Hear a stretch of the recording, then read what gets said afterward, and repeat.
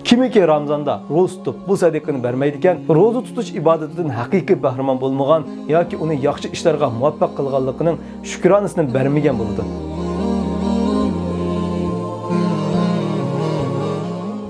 Assalomu alaykum aziz qarindoshlar. Biz muborak Ramazon oyining eng oxirgi kunlarining birida turibmiz. Bu muborak oyning mushundaqla oxirlashadiganini o'ylasak, ko'ngillarimiz yerim bo'ladi. Chunki qalbi sog'lom bir musulmon baş ahire faqat rahmetli bo'lgan, bir yaxshilik o'nga, hatto necha yuz yassigacha hasadlanadigan bu mag'firat oyiga albatta qiyolmaydi. Bugun biz qarindoshlarimizga tarixdagi bugunda yo'l qo'yilgan Ramazon oyida musulmonlarga vojib qilingan amal sadiq fitr haqida to'xtalamiz.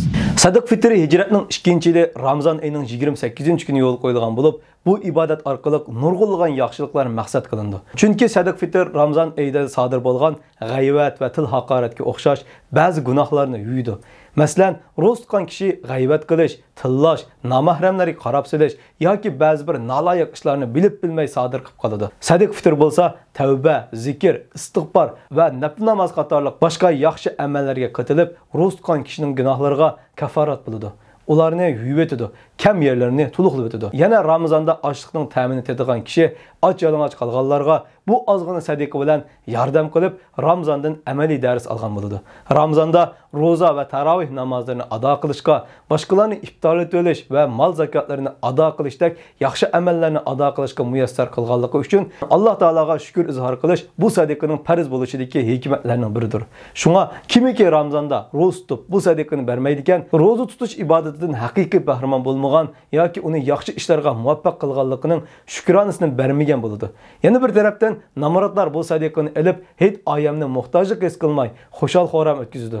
Buning bilan yilda birer kun bo'lsa-mu, namoratlarni tilashxorligidan qutuldirgan bo'ladi. Demak, sadiq fitr ikki tarafga foyda yetadigan ibodatdir. Biri roza tutgan kishining o'zi, yana biri namoratlar. Natijada jamiyatdagi barliq tabiqa va qatlamlar hech kunlarini haqiqiy shod-xo'ramlik va xotirjamlik ichida o'tkaza oladi. Ibn Abbos radhiyallohu anhu mundoq deydi. Payg'ambar sallallohu alayhi vasallam fitr zakotni ro'za kuchining behuda gap so'zlari tufaylidan o'tkazib qo'ygan gunohlaridan pokilnishi va yo'qsullarga uzuq-tulik bo'lishi uchun farz qildi. Kimiki fitr zakotni hech namozdan burun bersa, u maqbul zakat hisoblanadi. Agar hech namozdan keyin bersa, sadiqalardan biri qatorida bo'ladi. Alloh taolaning bandalariga buyurgan har qanday bir ishda yaxshilik bor bo'lib, sadiq fitrning yaxshi amal ekanligida hech kim talash tortish qilmaydi. Chunki kambag'al yo'qsullarni yo'qlash, ularga yaxshilik qilish, yordamda bo'lish har vaqt madihilinadigan sifatlarning biridir. Bugun biz bu munosabat bilan musulmonlarga vojib qilingan sadiq fitrning ahkomlarini qisqacha asl etamiz.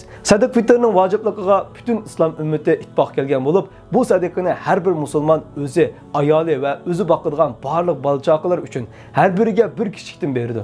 Yana ulardan boshqa o'zi beqiyotgan ota-onasi, to'liq iqtidorchi qilgan kishisi uchunmi berdi. Hech namozga qadar tug'ilgan boboq uchunmi bir kichik sadiq berdi. Sadiq fitr Ramazonning oxirgi kuni kun patgandan keyin vojib bo'ladi. Vojib bo'lgandan keyin toki hech namozni o'qigan qadar bersa bo'ladi. Hech namozdan keyinga kechiktirgan ahvolda gunohkor bo'ladi. Bu zakat namoratlarning haqqi bo'lg'achqa toki bermaguncha qarz hisobida bo'ynidan soqit olmaydi.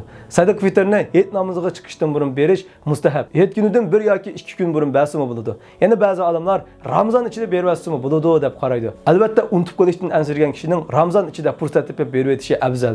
Gapimizdan xulosaligimizda musulmon kishi bu oyning buyuk fazilatiga yetish uchun niyatini xolis qilib, Allohdan kuch-quvvat talab qilishi va qilib qo'ygan gunohlarga tavba istig'for qilishi, barcha yaxshiliklarni ko'paytirib, gunohlarni azaytishga, balki yub tugutishga tirish kerakdir. Faqir miskinlarning haqqi bo'lgan zakatul fitrini unutmasligi, roza hech namozi o'qilishdan burun ado qilinishi va kambag'allarning qo'liga tegib bo'lish kerak. Alloh bu ulug' oy, ulug' kunlarda bizlarni o'tdan ozod bo'lg'uvchilardan va qadr kechishni topuvchilardan qilsin. Amin.